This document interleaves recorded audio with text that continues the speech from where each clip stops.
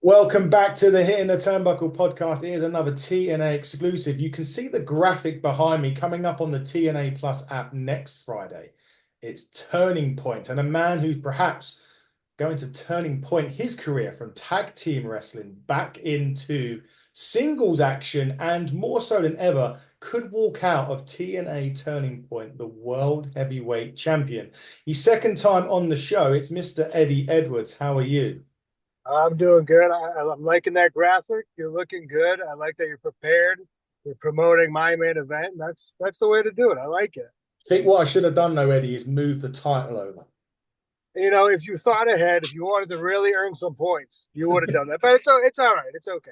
Well, you let me off that one. If I'd done that, people would have been asking me for the lottery numbers, so it'd be no good. I wouldn't be able to do that. But listen, before we get to turning point, let's just talk TNA in general. 2024. I like to quote the phrase "turning point" because I really felt as if TNA in 2024 is kind of a turning point for them. I hear it now more than ever. People talking about TNA, TNA, TNA, more so than perhaps over the last 5 or 6 years. Why do you think that is now? You know, it's one of those things where, sometimes you get that momentum. You're all on the same page, which it sincerely feels like that between, the roster, the locker room, the production, like everybody involved in the company, the front office, everybody's on the same page. And we've been chipping away for a long time, and chipping away. And we all felt it was just a matter of time before we did get that momentum and get that ball rolling. And it feels like right now we're in the middle of it. We've had some really good houses, some really good pay-per-views that have all been gone up, and it's a good feeling to have, and I think it inspires the locker room to feel, when you start seeing some of that success, seeing the hard work pay off, it just makes us want to push harder. Yeah, definitely so. And going into 2025, I've obviously got my notes written down. 23rd of January, Impact Live, the first ever live taping in Impact in many a while. Is that something that perhaps we could potentially see more of, or do you think it's like let's take steps at a time? Let's kind of what you said now. Let's just build it and take that sort of journey again. Yeah, I think this is the first. I don't know if it's an experiment, but I'd say it's maybe a test run to see, how it goes and how, it's up to the roster and the company as a whole to prove that we can go out there and do that. If we want, I think a lot of us would like to do that on a weekly basis if it was possible. So I think it's our chance to go. All right, well, we can handle this. Put us out there. We can have a live show, and it's much like a pay per view. The You can feel like the environment, the atmosphere of a live taping. There's something different about it. I think the fans can feel that, and the roster can feel that. So I'm looking forward to it. I'm lucky enough where I have done some live impacts, back in the day, of Yeah. course, and I know the different feel. I know it's how it's going to be a different environment. I want the rest of our locker room who hasn't experienced that before. I want them to experience it and see what that feels like. And this is our first opportunity to do that. And I think, fingers crossed, it could be the first of many. I hope so. I hope we get back to seeing them quite regularly live. But just going on that and touching on the TNA Plus app, does that place significant importance now? Because people can, streaming just seems to be the thing, right? Nowadays, you pick up an app, you pick up your phone. I mean, I downloaded wrestling and watched it on a plane when I was going on holiday this the week or so ago. Does that mean with the TNA Plus app now, it does give you that outreach to people? So again, going into that and people can say, I'll tell you what, I might not be able to watch it live, but I can download it straight away and I can watch it. Is that also significant importance that you've got that opportunity to do that? Without a doubt. Without a doubt. You can see, we've seen our numbers in the TNA Plus app go up significantly along, like we said, with our live crowds. We can Yeah. see the correspondence between it. You know what I mean? Where people are tuning into our show, they're showing up to our events, and there's all correlation between it. And, I think it's nice because, for a while people like to say, oh, well, I don't know where to watch and I can't, where am I going to watch TNA? And now it's easy as download TNA Plus and you'll get it and you can watch it. And the fact that you can watch it as it airs is even better. So I think people are really given an opportunity. And once they give an opportunity, they stick around for all the content that's on there. There's endless hours of content. So you can catch up on everything, but you can still watch the weekly show, which I think is very important. Yeah, exactly that. And as Eddie said, you can watch the weekly show, Impact shows. Do that. I do that every week. Make sure you do it too. Just coming off the back of Bound for Glory, which was an absolutely incredible event. I've got to ask though, how are you feeling after that? uh, you know, one of those matches, you go into it and you know that you're going to be beat up. You know that you're going to be hurt and beat up and bruised, and that's it's crazy that that's kind of the moments that we want. You know what I mean? You want to be in those matches because of the relevance it has and being the main event at Bound for Glory, one of the biggest shows of the year. But we knew it was going to come with it. It's our sacrifices, so to say. I was a little beat up, but I'm good now, all good to go.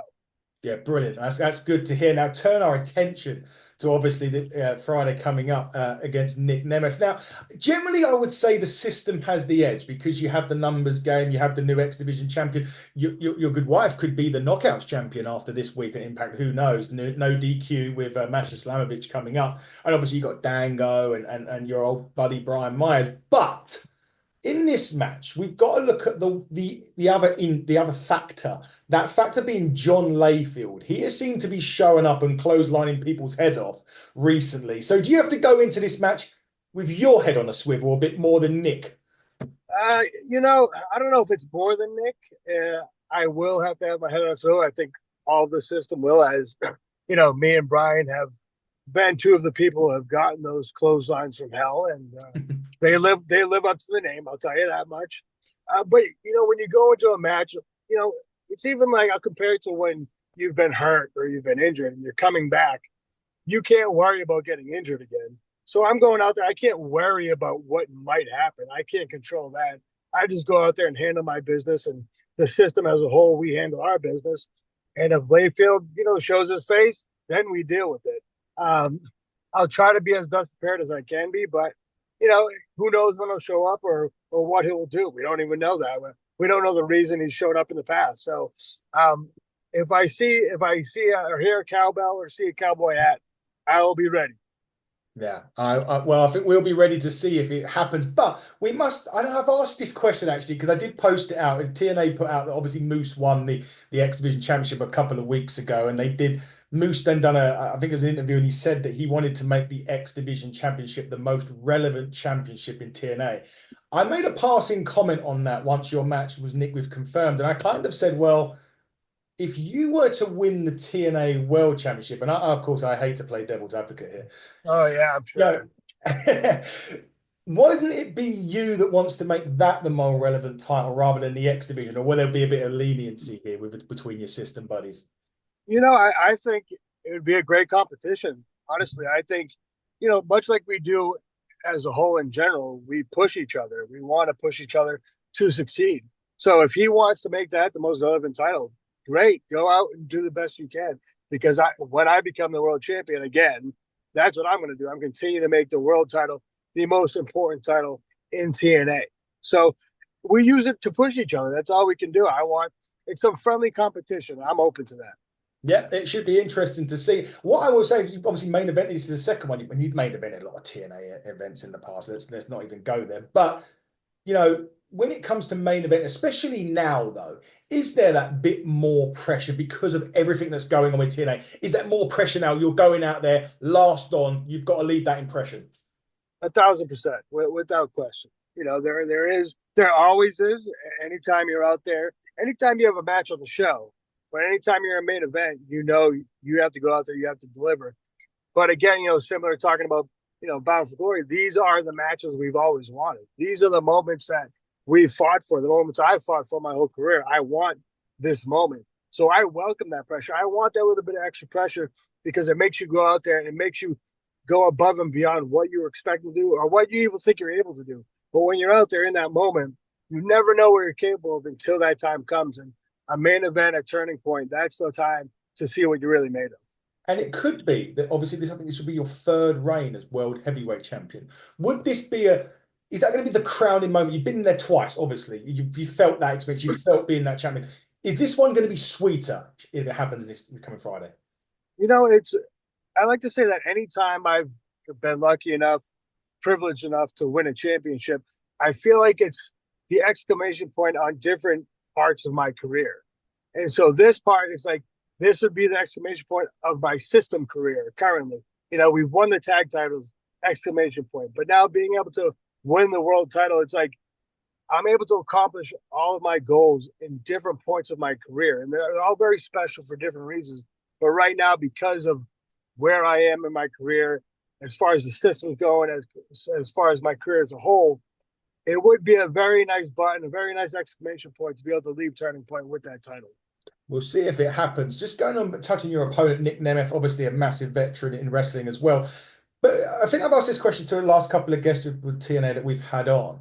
Does it show you, though, where TNA are, the fact of the name of Nic Nemeth that made that when he obviously left WWE, he could have gone anywhere. He's chosen TNA. Does that just show everybody where TNA is as a company? Without a doubt. TNA is now a place that people want to land.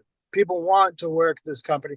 There's some down years, some rough years where, we weren't able to get the stars or the wrestlers that we wanted. But now TNA is back to being a destination. And Nick being here proves that. The Hardys being here proves that.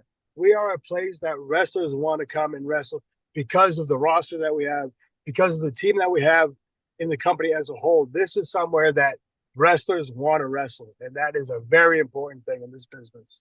It is for sure. There's two names that I wanted to mention because I feel as if they've got, I don't want to say MVPs as such, but what I've loved from this year especially, and there's two names in particular I'm going to pick out: AJ Francis, Ash by Elegance. And the reason I'm picking those names is I've seen their careers in the WWE, and I think they're a testament of right company that gives them the right time to develop the character, whether it's a promo, whether it's a match. You see them week in, week out, the character development, the way in which they've changed. TNA just seems to be the home of, actually, if you leave WWE, you leave AEW, it's fine because you can now rebuild yourself over here in TNA. And these two are prime example. Yeah, I think people are seeing that there's opportunities not just to come and wrestle, but like you said, to come and be yourself and be able to be creative. And you have this sense of freedom that, other places you might not have. But if you come to TNA, you're going to have this sense of freedom where you can explore yourself. You can think outside the box. You can do things that you've never been able to do in the past, but you can show that, a lot of people come here and they know what they're capable of. They just haven't been given the chance. And like you said, Ash and AJ are perfect examples. They got the opportunity here and they've taken off and they've succeeded every time they've gone out there. So I think, again, it's a perfect melting pot of a recipe in this company of what makes us, successful right now. It's the company as a whole. It's the roster. It's the opportunity. It's the live crowds. It's TNA Plus. It's all this together that is making us what we are today. And that, I feel like we're in the moment of something special right now. I do. I agree with that. To be honest, I felt that way the last few years when we've seen this sort of steady sort of renaissance or climb or turning point, even as I've mentioned quite a few times before. There's two names though that I want to bring into, I think are going to be names to watch in 2025 as we go through. One of them is a name I always say just because he's a Brit mostly, but Leon Slater's one that I think is going to be. But the other one's an interesting one. The other one for me is Casey Navarro. I think he has come on. I've seen him over here in a few matches over here in the UK, but those two for me, if you're going to look at people that maybe if you come onto the show this time next year, are going to be champions.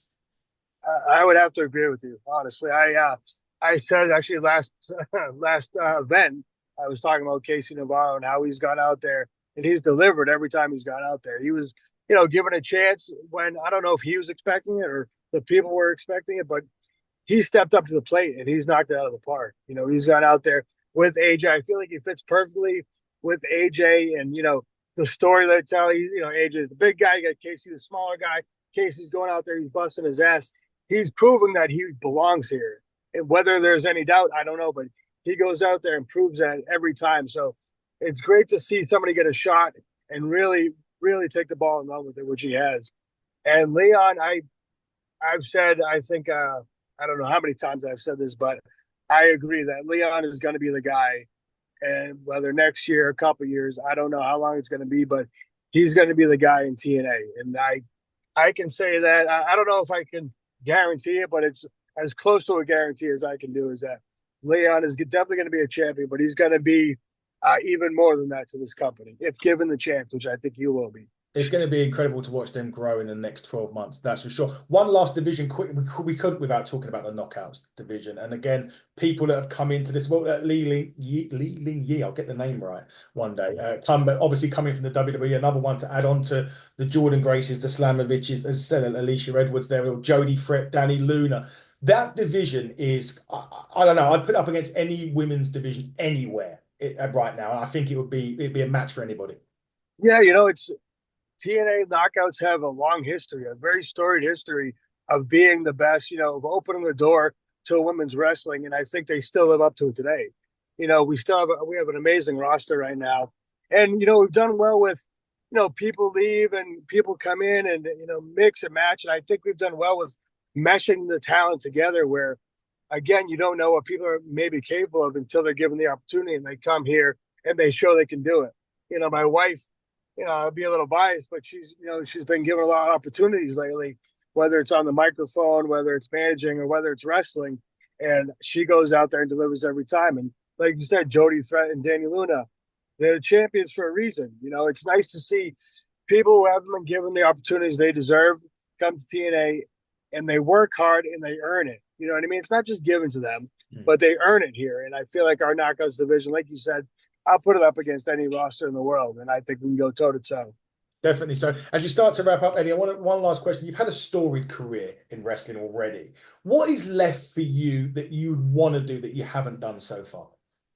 It's that tough. The question's tough. It's anything and everything, honestly. You know what I mean? I don't have necessarily a set goal or a set something I want to achieve. It's more about everything I want to achieve. It's about you doing the system as best as we can. It's about making the system as large as possible, as big as possible right now. It's about supporting my wife. It's about supporting my friends. It's about being, a cornerstone in the locker room and being, a veteran in the locker room, being somebody that the roster, my friends and, the boys and girls can turn to if they have any questions. I want to be that in the TNA locker room. And I want to be that moving forward. I want to be somebody that, the fans and the company and the roster can rely on. That's my goal going forward. And other than that, we'll see what happens. Indeed, we will. And we will see what happens this coming Friday at TNA Turning Point, headlined by Eddie Edwards and Nic Nemeth for the World Heavyweight Championship. But before that, we do have another couple of Impact sessions to go for. This coming week, I'm just going to run off the matches pretty quickly. Ash by Elegance, Jody Fret. We've got Kaz and Rhino. As already discussed, Slamovich and your wife, Alicia Edwards, no DQ Knockouts Championship could change, and a six-man tag. The interesting new attitude of Trent Seven, another Brit. There you go. You can't trust the Brits. I got told that. Hey, I finally like his that. I like him a little bit more now. It's weird. It's weird, that, isn't it? How you'd like him a bit more. Again, he's teamed with Hammerstone and Jake Summink against the Hardys and Ace Austin. And finally, you can catch that, as I've already mentioned, on the TNA Plus app. Get it downloaded. Eddie, we will see how you get on. And hopefully next time when you come on the show, you will have that gold that's on Nic Nemeth's shoulder. Without a doubt. Without a doubt. Thank you, my friend. I appreciate the support. Check out TNA Plus. Don't miss it. Don't miss it. You heard it from the horse's mouth himself. He has been Eddie Edwards. I have been Adam Cousins, and this has been the TNA interview. Until next time, everybody, buckle down, stay safe, and goodbye.